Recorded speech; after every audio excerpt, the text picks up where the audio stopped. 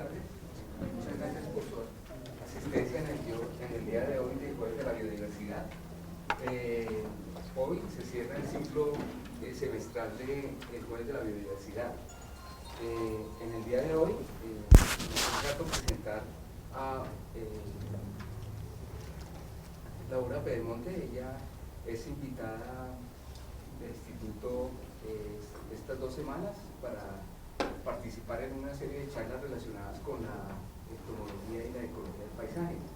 En estas charlas básicamente está centrada en definir qué relaciones hay entre la entomología con la ecología del paisaje, desde la perspectiva conceptual, metodológica y técnico-científica.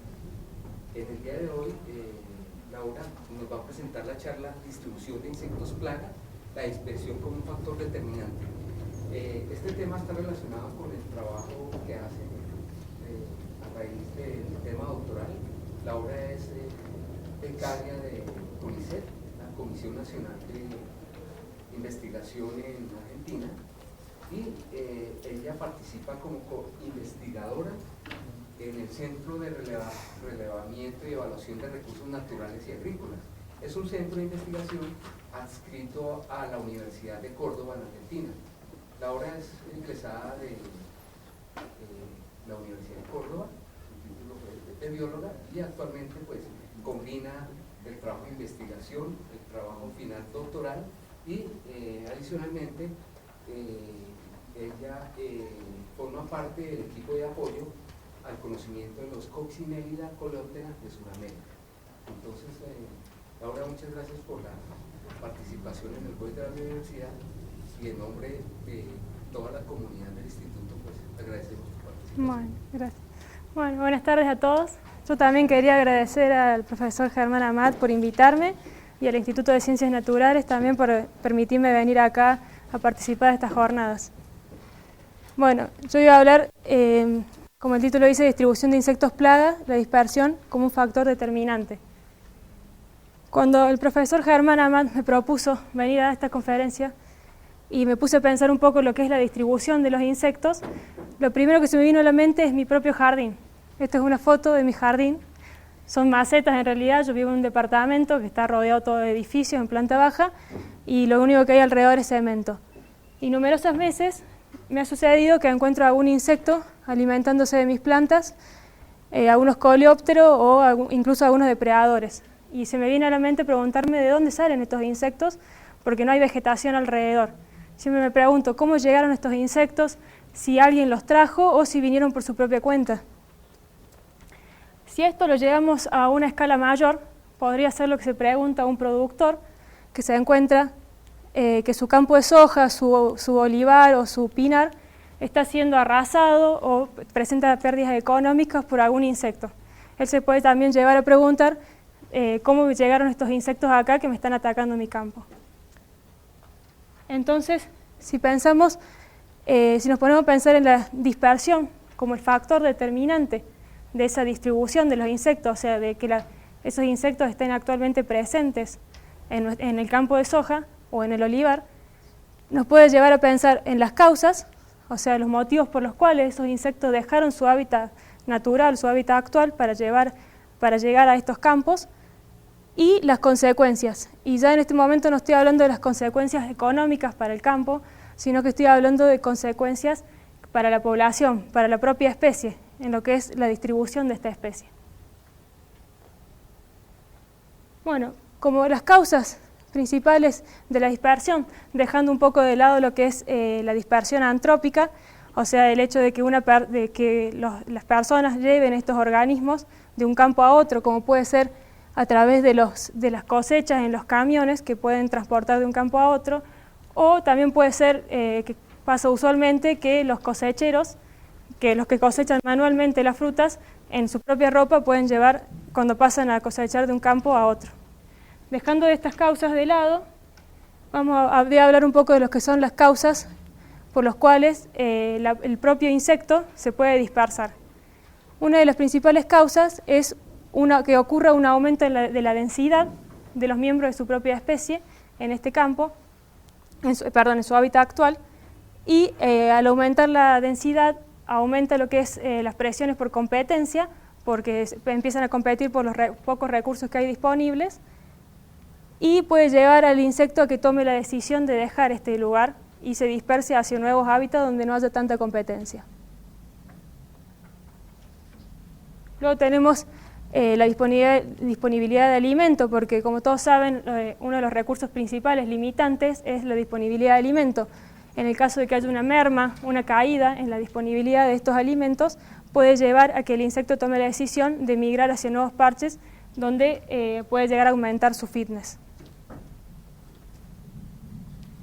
Luego tenemos lo que son las interacciones interespecíficas. Ya no estamos hablando de interacciones con las mismas especies, sino interacciones con otras especies, como puede ser por competencias de su propio nicho, o sea, del alimento, o puede ser por predación, que puede ser dada por insectos o incluso pájaros, que si ocurriera un aumento de la densidad de estos predadores, aumentaría la presión de predación que tienen sobre estos insectos y podría llevar a que los insectos tiendan a escapar de ese hábitat actual y se dispersen en nuevos hábitats.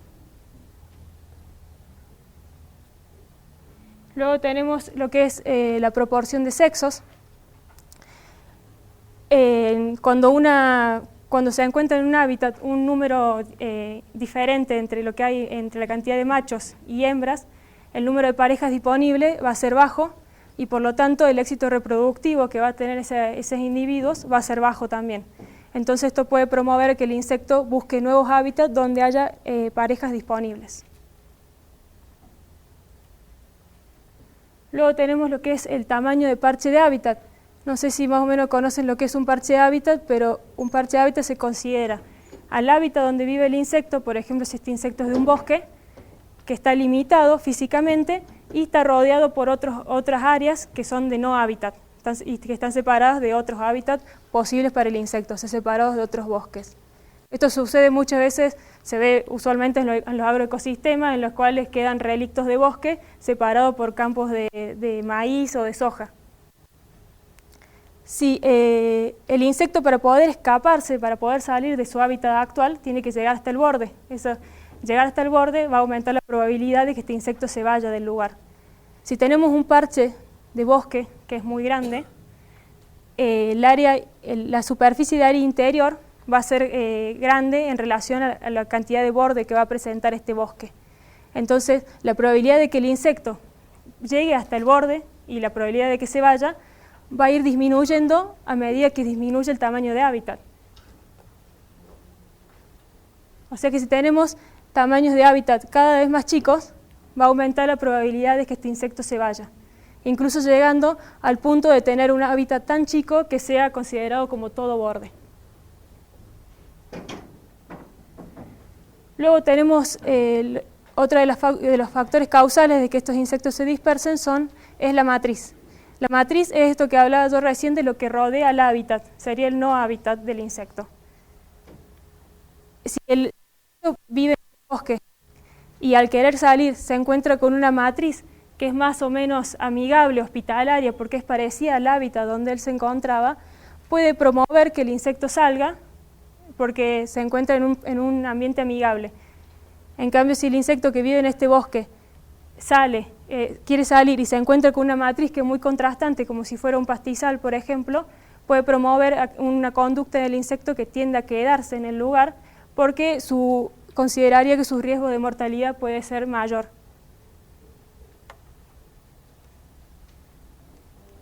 Bueno, como les dije recién, toda dispersión tiene sus consecuencias para la población y para su especie, ya que de la dispersión va a depender la distribución espacial de la población, o sea que conquiste nuevos hábitats, la probabilidad de movimiento entre dos poblaciones una vez que se haya establecido en un nuevo hábitat, y finalmente la persistencia y estabilidad de estas poblaciones. O sea, este movimiento entre parches de hábitat le va a permitir que estas poblaciones persistan y sean estables en el tiempo. Bueno, la consecuencia que es la distribución espacial de la población debido a esta dispersión tiene importantes efectos ecológicos en las poblaciones y principalmente en la interacción de las especies, ya que debido a la agregación de los individuos se pueden ver modificadas interacciones como son de competencia, de predación, de herbivoría o de parasitismo. Bueno, quiero aclarar primero de antemano que es a qué me refiero bien con dispersión. Dispersión se considera cualquier movimiento de los individuos entre parches de hábitat. Estos parches de hábitat son los que veíamos recién, que son, por ejemplo, los bosques que están separados de otros bosques por un área que es diferente, indiferentemente de la distancia que haya entre estos parches de hábitat. O sea, pueden ser bosques que estén muy cercanos o pueden ser bosques que estén completamente alejados a varios kilómetros. Por ejemplo, en esta foto se ve, no sé si se alcanza a ver bien, un parche de hábitat, un parche de pino de este lado y de este lado otro parche de pino.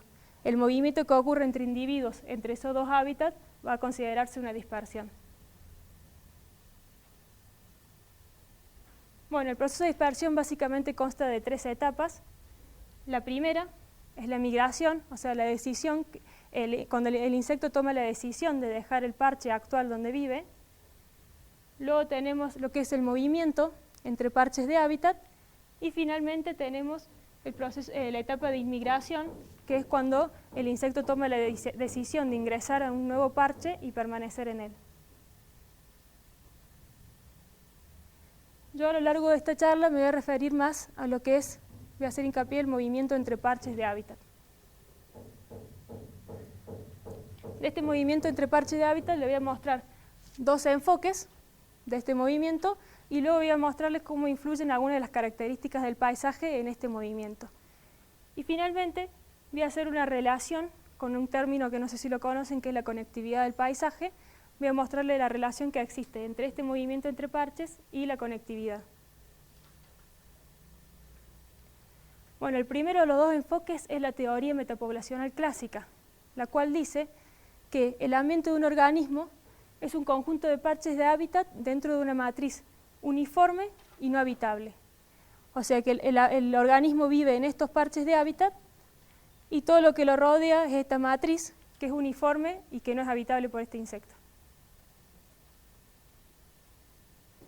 Y además dice que la distribución de la población y la abundancia únicamente va a depender del tamaño del parche, o sea que parches más grandes van a poder contener más individuos, y va a depender del aislamiento, o sea de la distancia que haya entre 2 parches de hábitat. Esta teoría habla de que el tamaño poblacional dentro del parche y la consiguiente probabilidad de extinción, porque si tenemos pocos individuos y se mueren, se van a extinguir del hábitat, únicamente depende o es función de lo que es el tamaño de hábitat. En cambio, la tasa de movimiento entre parches y la consiguiente recolonización de los parches es función de lo que es tanto del tamaño del parche como del aislamiento. O sea que esto indicaría que los parches que sean más grandes y que estén más cerca del hábitat actual van a poder contener más individuos. Pero únicamente esto es así, o sea que la tasa de movimiento entre parches es función del tamaño del parche y el aislamiento. Sí, como dijimos recién, todas las áreas de la matriz tienen el mismo tipo de cobertura, o sea que esta matriz es uniforme. Y como ustedes habrán visto, esto es bastante irreal. Si tenemos un parche de hábitat que puede ser un bosque, alrededor no solamente hay un pastizal, puede haber otros bosques de arbustos o puede haber pastizales diferentes con diferentes alturas, por ejemplo. Entonces la matriz por lo general no es uniforme. Por ello, además estos modelos asumen que la habilidad de moverse, como dije recién, es constante y por lo tanto independiente de la estructura del paisaje. Y como les mostré recién, sin embargo hay algunos hábitats que pueden ser percibidos como más hostiles al movimiento que otros, como en el caso de esta matriz contrastantes. Ahora les voy a mostrar el segundo enfoque, que ya comienza a tener un poco más en cuenta la estructura de esta matriz, y que es la ecología del paisaje. La ecología del paisaje posibilita adoptar un enfoque más realista de la heterogeneidad espacial, donde el paisaje es un mosaico y la matriz misma está espacialmente estructurada. Con un mosaico me refiero a que son estos parches de hábitat que están espacialmente definidos y están espacialmente distribuidos y la matriz, que es lo que rodea, considera que también tiene una estructura, que no es uniforme. Estos son los parches de hábitat y esto del costado sería lo que se considera la matriz. Bueno, la ecología del paisaje, que es una subdisciplina de la ecología, lo que hace es estudia cómo la estructura del paisaje afecta la abundancia y la distribución de los organismos.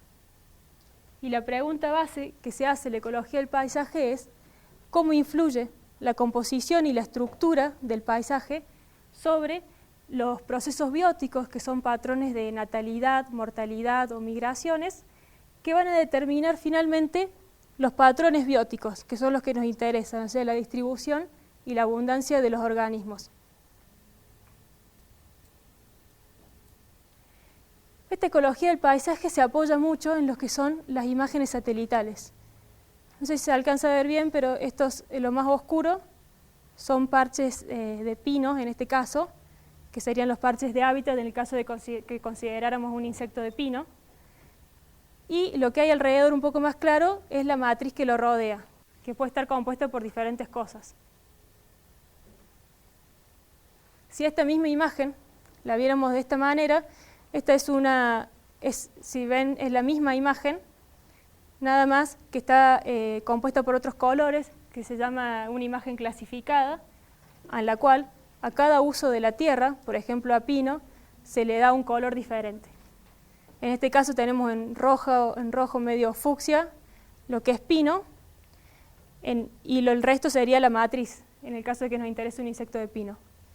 En amarillo tenemos bosque nativo, en verde tenemos otros, que incluye pastizales, suelo desnudo, acá tenemos un poco de agua, etc.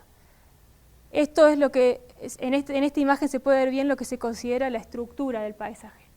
La estructura del paisaje está compuesta por la variedad de tipos de uso de la tierra que uno puede encontrar, la superficie que ocupa estos usos de la tierra, y cómo están distribuidos espacialmente, o sea, si están cerca uno de otro o si están muy aislados.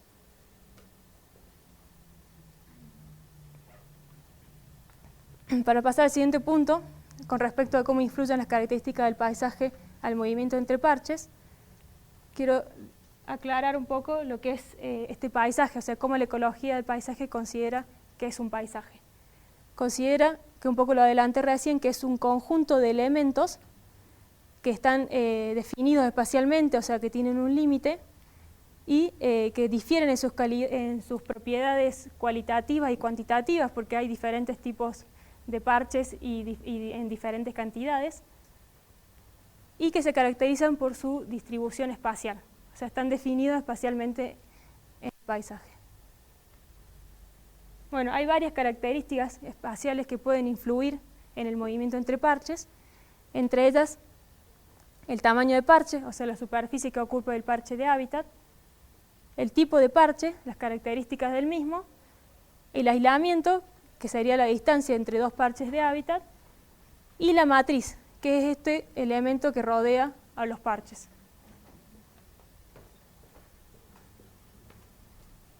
El tamaño de parche, una de las primeras características que mencioné, básicamente lo que hace es determinar la probabilidad de que por azar un insecto vaya a encontrar el parche. Si tenemos este insecto que se está dispersando, la probabilidad de que encuentre por azar un parche que es más grande es mucho mayor de que encuentre un parche que es chico. Por lo tanto, a medida que aumenta el tamaño de parche, aumenta la probabilidad de que ese parche vaya a ser encontrado. Y como les dije hace un rato, a medida que tenemos un tamaño de parche más chico, también aumenta la probabilidad de que este insecto encuentre el borde y se vaya. Por lo tanto, el caso de parches que son chicos, como este o como este, por lo general la abundancia y la riqueza de especies es menor, porque los insectos tienen menos probabilidad de encontrar los parches chicos y además tienen mucha más probabilidad de irse de ese parche. Con respecto al tipo de parche, este puede influir en el movimiento tanto dentro como entre los parches, y lo hace básicamente mediante tres mecanismos. El primero es la presencia o ausencia de diversos recursos, Con esto me refiero a parches que tengan, por ejemplo, una alta concentración de recursos, pueden promover en el insecto una conducta que haga que se quede en el parche, porque le favorece. En cambio, parches que tienen una baja concentración de recursos pueden promover que el insecto tienda a irse del parche. Luego tenemos el segundo aspecto, que es el riesgo de daño o muerte. Con riesgo de daño o muerte me refiero, puede ser a un riesgo por estrés fisiológico o puede ser por predación.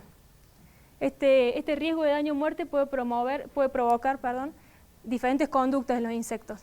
El insecto puede, para evitar ese riesgo de daño en un parche que tenga una alta tasa de riesgo, puede o pasar rápidamente para evitar ese estrés fisiológico, por ejemplo, o puede al contrario pasar lentamente, ser cauteloso para evitar ser visto y ser predado por algún depredador.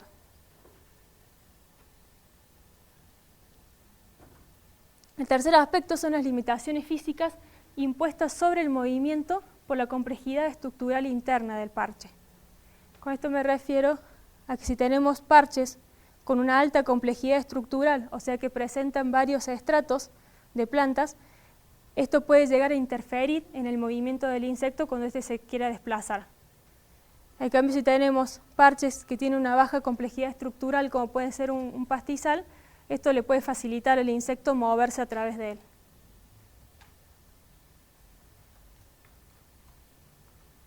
El aislamiento del otro aspecto básicamente funciona en base a que si tenemos un insecto que está migrando de su hábitat actual a un nuevo hábitat y este hábitat se encuentra a una distancia corta, es mucho más probable de que vaya a llegar a ese hábitat que si tuviera que migrar a un parche que se encuentra a mucho más lejos, o sea, a una mayor distancia. Por lo tanto, a medida que aumente el aislamiento, disminuyen las tasas de inmigración a los hábitats.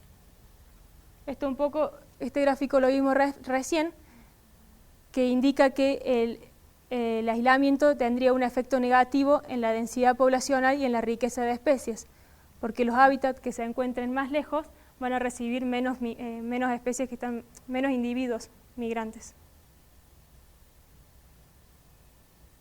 Pero lo positivo es que a medida que aumente el aislamiento, también disminuye la habilidad de los enemigos para detectar la presa. Por lo tanto, esto va a ser un efecto positivo en la densidad poblacional para presas o especies hospedadoras. Y algo muy importante, que es otra característica del aislamiento, es que a medida que aumenta el aislamiento, disminuye la percepción de las señales químicas y visuales. Porque ustedes pónganse en el papel de un insecto que llega al borde y quiere encontrar un nuevo hábitat, y si estuviera a una distancia corta y él pudiera percibir por estas señales químicas o visuales dónde se encuentra el hábitat, disminuiría mucho su tiempo de búsqueda y por lo tanto disminuiría la posibilidad de que sea predado y aumentaría el éxito de esa migración. Bueno, los efectos del aislamiento del hábitat dependen básicamente de la habilidad de dispersión de la especie. No es lo mismo que esta distancia para recorrer que si fuera una libélula, que si fuera un insecto caminador cuya dispersión es bastante restringida. Depende además de esta distancia, el hábitat colonizado más cercano, a mayor distancia, como decía recién, menos va a ser la probabilidad de que llegue a este nuevo hábitat. Y depende además de lo que hay en el medio, o sea, depende de la matriz de paisaje entre los hábitats colonizados. Esta matriz, recién la mostraba en este gráfico, es el elemento, por definición, es el elemento de trasfondo más extenso y de mayor continuidad en un paisaje. Pero para un insecto que se está dispersando, la matriz es considerada como la porción del paisaje que no es habitable. Esta matriz básicamente actúa en lo que es la facilidad de movimiento. Puede actuar como barrera, limitando el movimiento del insecto, como veíamos recién, si fuera una matriz muy contrastante, o al contrario puede llegar a tener una estructura similar al hábitat de origen y por lo tanto promover que este insecto salga de su hábitat.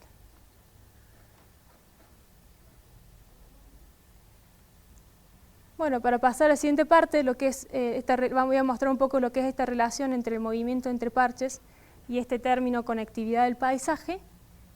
Y luego voy a mostrar cómo se puede llegar a estimar esta conectividad y finalmente un ejemplo de cómo estimar la conectividad. Para la ecología del paisaje, la interacción entre lo que es el movimiento del insecto, dado por la fisiología y el comportamiento de este insecto, y la estructura del paisaje, va a determinar la habilidad del insecto para moverse a través del paisaje. Esta habilidad de movimiento se puede traducir en una tasa de movimiento que es la llamada conectividad del paisaje. Esta conectividad es el grado por el cual el paisaje facilita o impide el movimiento entre parches. Y para la ecología del paisaje, por lo tanto, la habilidad de movimiento deja de ser un atributo exclusivamente del organismo que se dispersa y pasa a ser una interacción entre la estructura del paisaje y el movimiento del organismo.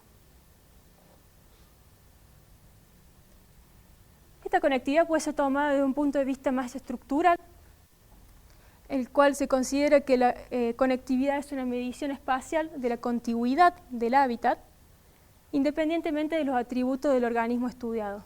O sea, lo que yo hago básicamente es conocer las superficies que ocupan mis parches de hábitat y la distancia a la cual se encuentran los otros parches de hábitat, y de esta manera determino una conectividad estructural. Es independiente de los atributos del organismo estudiado, pero sí se tiene en cuenta qué organismo estamos estudiando, porque yo, por ejemplo, en el caso de que quisiera estudiar un insecto de pino, como el que tenemos acá, la conectividad sería, estructuralmente hablando, sería mayor en el primer parche, en el primer paisaje que vemos acá, que en el segundo. ¿Por qué? Porque en el primer paisaje tenemos una mayor superficie de hábitats del insecto, que son estos parches de pino, y a su vez están más cerca, o sea, tienen menor distancia entre sí, que en el segundo caso. Entonces, estructuralmente hablando, para este insecto el primer paisaje estaría más conectado que el segundo. Luego tenemos lo que es la conectividad funcional, que ya se comienzan a considerar los atributos del insecto y considera la respuesta del organismo en estudio a los elementos del paisaje. O sea que para este insecto hipotético, no todos los lugares del paisaje estarían conectados, porque si tiene una capacidad de dispersión menor, por ejemplo, no podría llegar a estos parches de hábitat que están más alejados. Entonces ahí ya comienza a considerarse lo que es la capacidad de movimiento del insecto.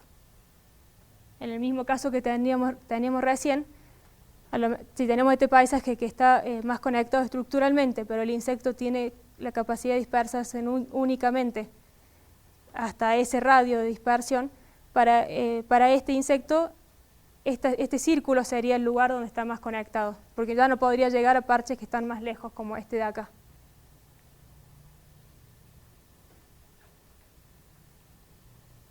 Bueno, ¿cómo estimamos la conectividad? Hay algunos autores que dicen que sí o sí, para medir la conectividad del paisaje hay que medir las tasas de inmigración al hábitat. Pero esto es bastante difícil de obtener, bastante complicado, y por lo tanto lo que se hace usualmente es utilizar alguna medida de la estructura del paisaje como una forma indirecta de estimar esa conectividad del paisaje. En el caso de que quisiéramos estimar una conectividad estructural, podríamos usar alguna medida de extensión, o sea, de la cantidad de hábitat, superficie, por ejemplo, de pino, que está en rojo acá. Podríamos medir qué superficie ocupan los pinares y compararlos con otro paisaje como veíamos recién.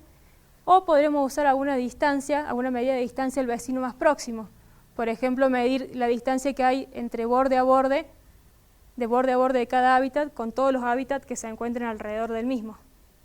En cambio, si quisiéramos medir una conectividad funcional, como ya tenemos que tener en cuenta un poco lo que es la capacidad del insecto para dispersarse, tenemos que tratar de estimar alguna distancia máxima de dispersión del insecto o alguna distancia promedio de dispersión, y luego tenemos que tener en cuenta la resistencia de la matriz, o sea, la resistencia que pone la matriz al movimiento de este insecto, que un poco lo veíamos recién con lo que es la complejidad estructural. Si tenemos un ambiente con una alta complejidad estructural, va a poner mucha resistencia al movimiento de este individuo.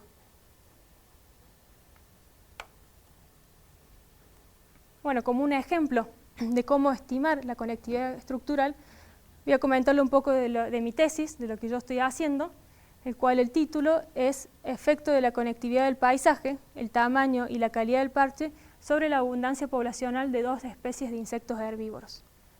Yo trabajo en lo que se ve en la foto acá atrás, no sé si se alcanza a ver bien, yo trabajo en pinares, que se ven acá en primer plano, y atrás se ve un parche de pino grande, que son pinares implantados, que están implantados en una zona montañosa que presenta principalmente pastizales de altura y algunos bosquecitos, unos bosques de arbustales nativos y exóticas también.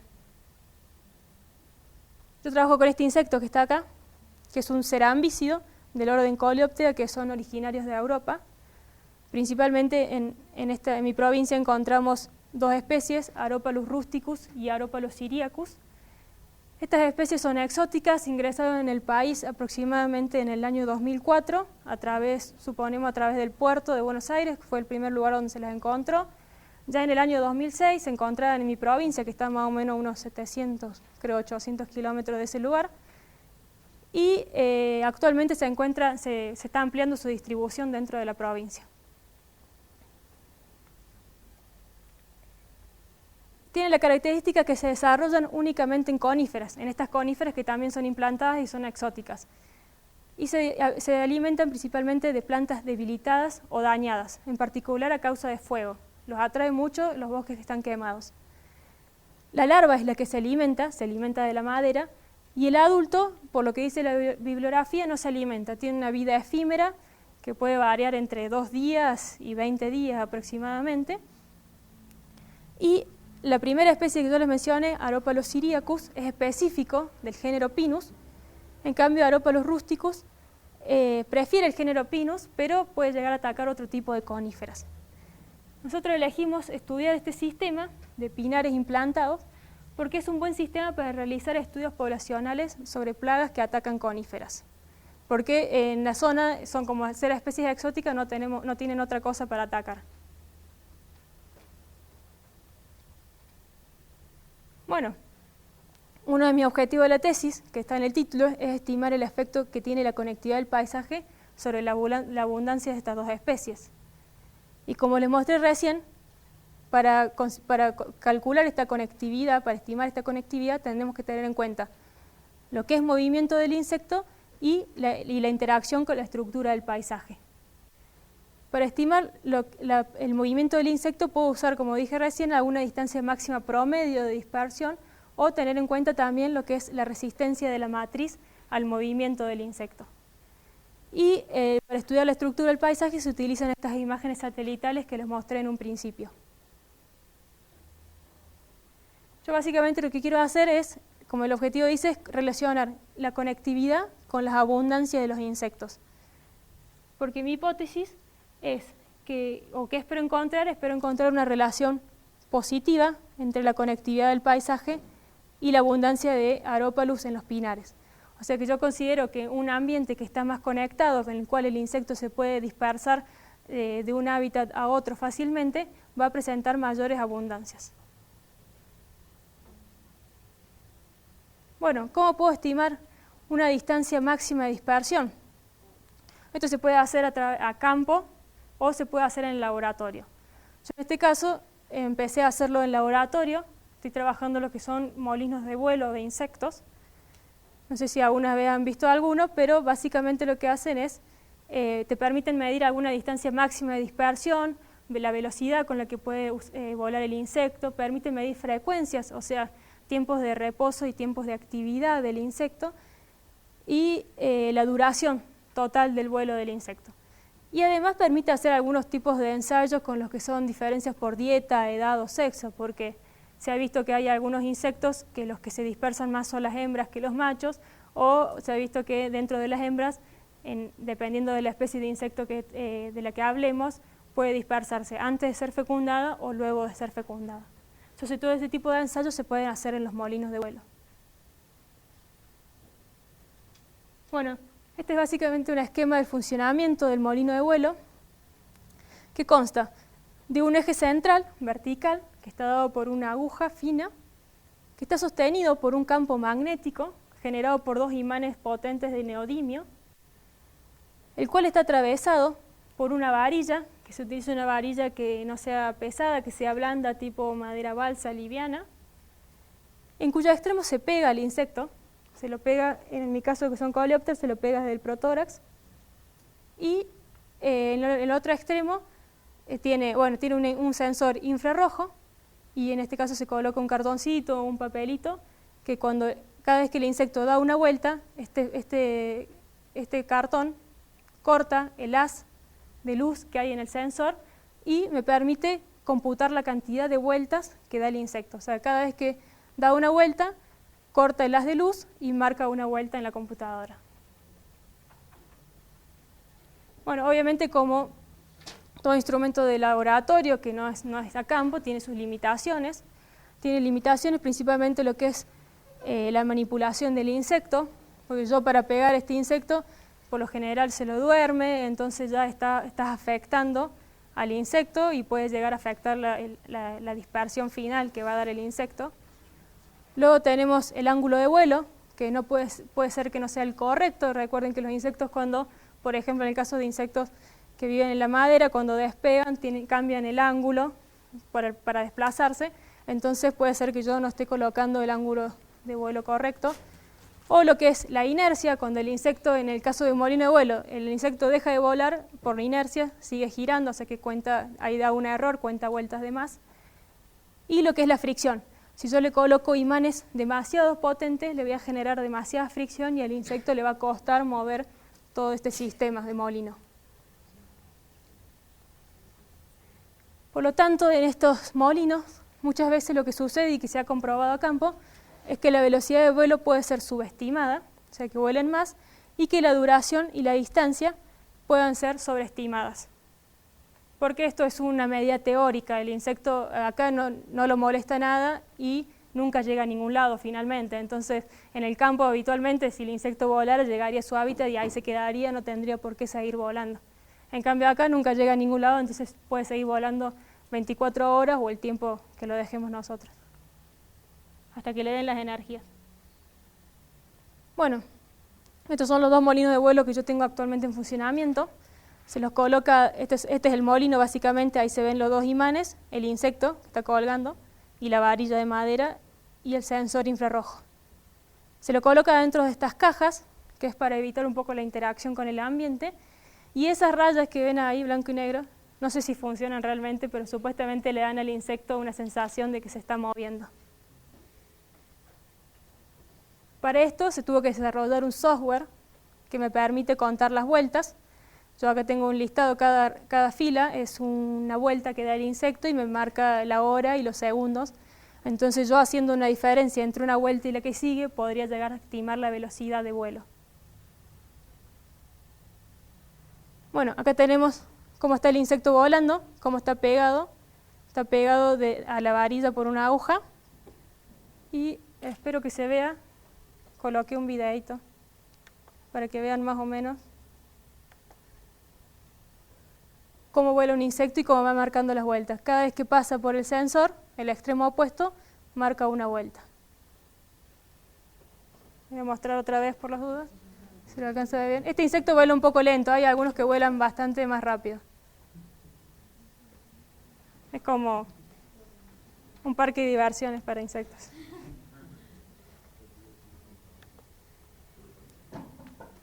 Bueno, estos ensayos los estuve haciendo este verano, el verano anterior estuve poniendo a punto las técnicas y este verano logré obtener algunos datos y los resultados preliminares que yo tengo me permiten comparar con algo con lo muy poco que había encontrado en la bibliografía, la cual hablaba de que estos insectos podían dispersarse por lo menos 2,5 kilómetros o 3 kilómetros desde el hábitat. Y según lo que yo he medido en mi molino, estos insectos pueden volar hasta 20 kilómetros. O sea que acá radica la importancia de conocer la capacidad de vuelo. Yo, si tengo en cuenta lo que encontré en la bibliografía de 2,5 kilómetros, puedo pensar que el insecto únicamente puede llegar a estos parches de hábitat que se encuentran en este círculo. Sin embargo, volando los 20 kilómetros que alcancé a medir, que es, repito, una medida teórica porque es en laboratorio, implicaría que este insecto puede llegar a dispersarse hasta estos parches de hábitat que se encuentran acá.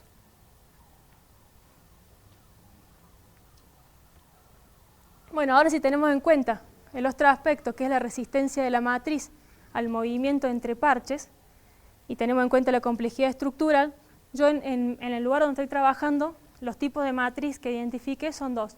Lo que es el arbustal, que está compuesto por exóticas o nativas, y el pastizal, que es un pastizal de altura. Entonces se alcanza a ver bien acá atrás, esto oscuro es el pinar, y este es el pastizal, y acá hay algunos pinos dispersos que se han dispersado a partir del pinar que está al fondo. Y acá también acá hay un pinar al fondo, y este es todo el arbustal. Ahora pónganse de nuevo en el papel del insecto. Si el insecto sale de su parche de pino, donde se encuentra su hábitat, y se encuentra con un arbustal, se encuentra con esta situación, el arbustal puede o interferir en su movimiento por la complejidad estructural que presenta, o puede al contrario ser una matriz hospitalaria y amigable porque es parecida al hábitat de donde él sale y puede promover su movimiento. En el caso de que se encontrara con un pastizal, este pastizal puede o no interferir en su movimiento, o sea que su movimiento sea directo hacia el próximo pinar que encuentre, o puede resultar una matriz muy contrastante, como les mostraba recién, y evitar que este insecto salga, o el insecto trate de evitar salir a esa matriz que le puede provocar un aumento de la mortalidad. El diseño que yo estoy utilizando para tratar de estimar un poco lo que es esta resistencia de la matriz, yo lo quise colocar trampas de este tipo, que son unas trampas de intercepción, acá está más grande, son unas trampas de intercepción que se utilizan mucho para los que son insectos de coníferas, que son 4 paletas cruzadas y tiene ese color negro y esa estructura larga, alta, para simular un pino, para simular un tronco. Cuando el insecto lo ve a lo lejos se lo puede llegar a confundir con un tronco, por eso tiene una silueta negra. Tenemos un embudo y finalmente un frasco recolector a donde cae el insecto. Y el insecto se dirige a esta trampa porque yo ahí, bajo ese techo, he colocado 2 cebos. He colocado trementina para simular un poco lo que es el olor a pino y he colocado etanol.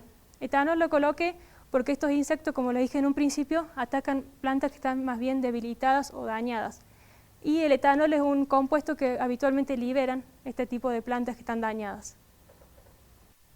Esto lo coloqué en las 2 matrices, o sea, hice este mismo ensayo de trampas en los 2 tipos de matrices, en el arbustal y en el pastizal.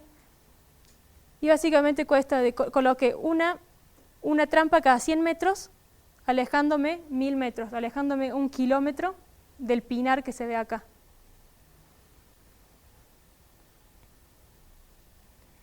También tengo resultados preliminares, esto lo terminé de hacer ahora antes de venirme, y todavía no he alcanzado a procesar las muestras, pero por lo que he visto en el campo me indica que he encontrado muchos más individuos, al contrario de lo que yo pensaba, en el arbustal.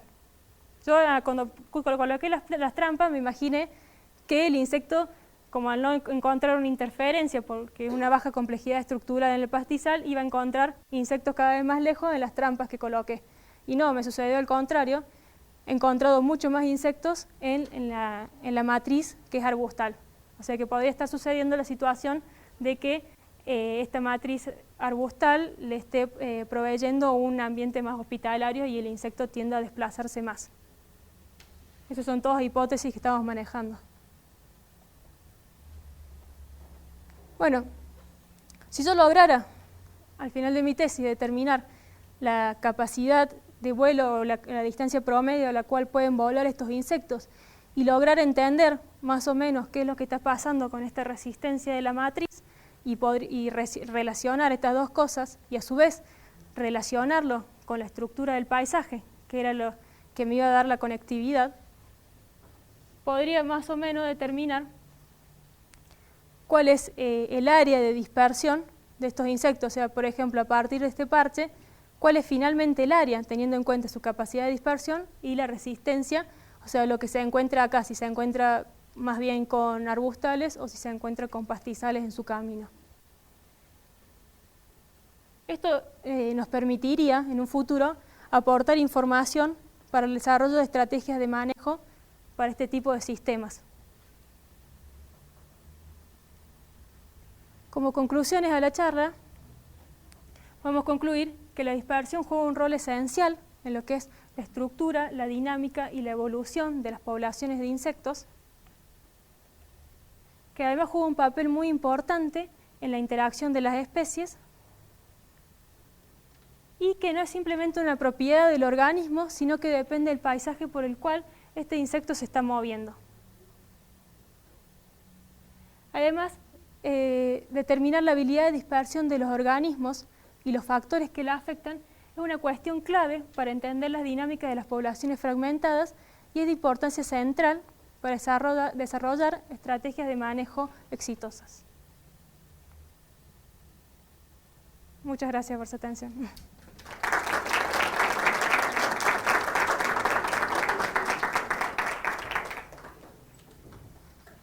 Bueno, muchas gracias, Laura. De nada. Conferencia. Entonces damos paso a la sesión de preguntas de asistentes.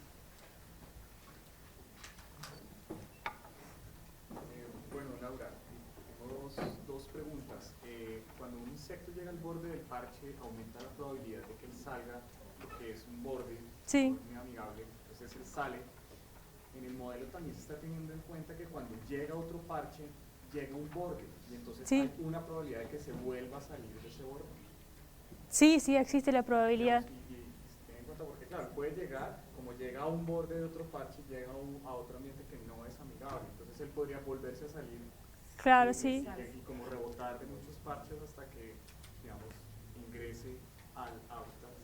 Claro, sí, sí, sí, podría suceder. Lo que pasa es que si el insecto le costó llegar hasta ese punto, o sea, que invirtió muchos recursos porque invierte mucha energía en el movimiento y además logró evitar la predación, es como que, desde mi punto de vista, es más difícil de que el insecto vuelva a salir del parche.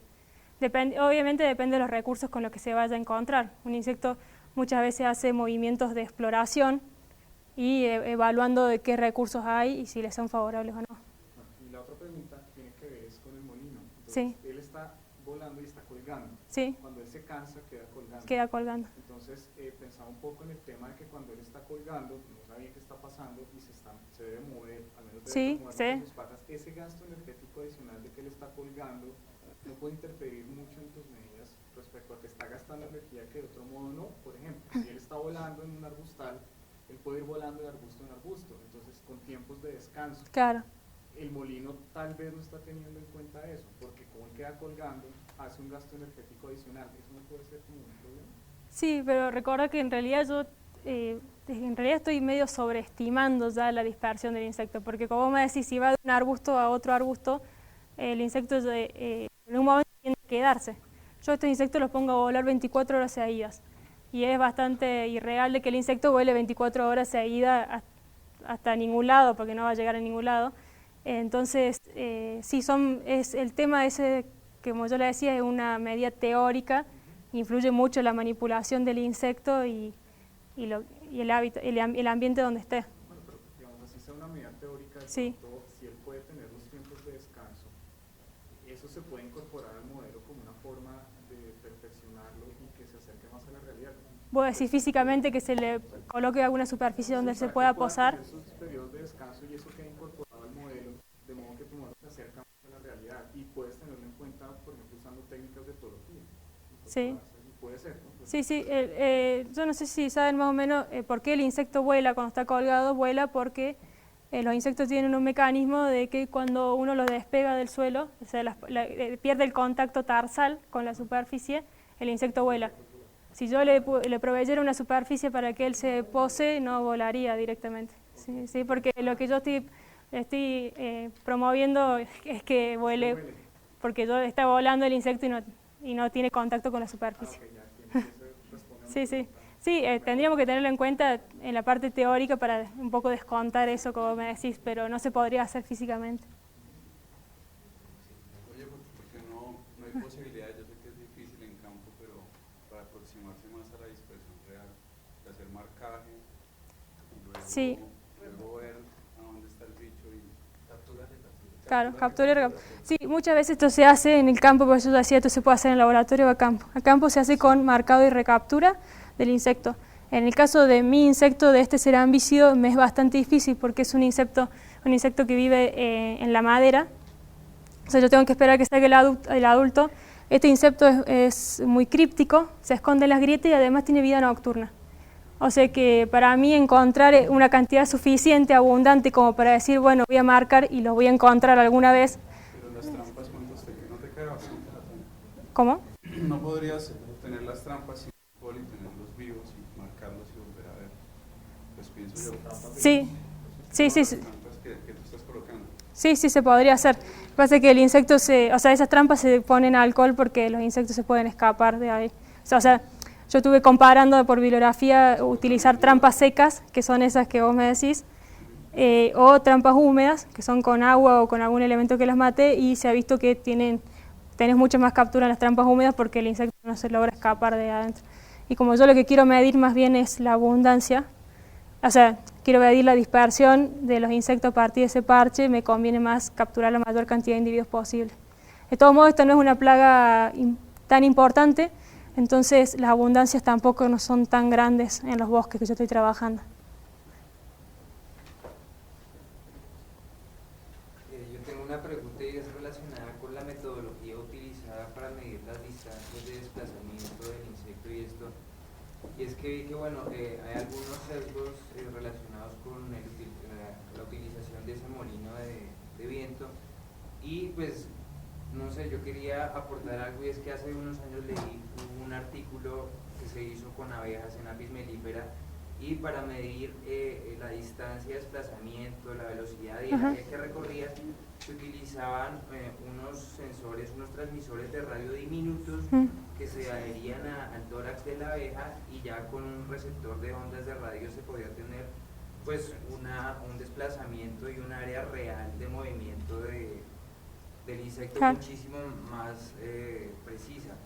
Entonces yo quería saber si de pronto no se pensaba en utilizar esa metodología para sí. medir Justamente el año pasado un investigador argentino me ofreció un tipo de sensores para colocar en el insecto, pero el tipo de sensor que él tenía necesitaba que el insecto tenga un peso que este insecto no alcanzaba para poder transportar este sensor. Por lo menos los sensores estos que conseguíamos ahí en Argentina.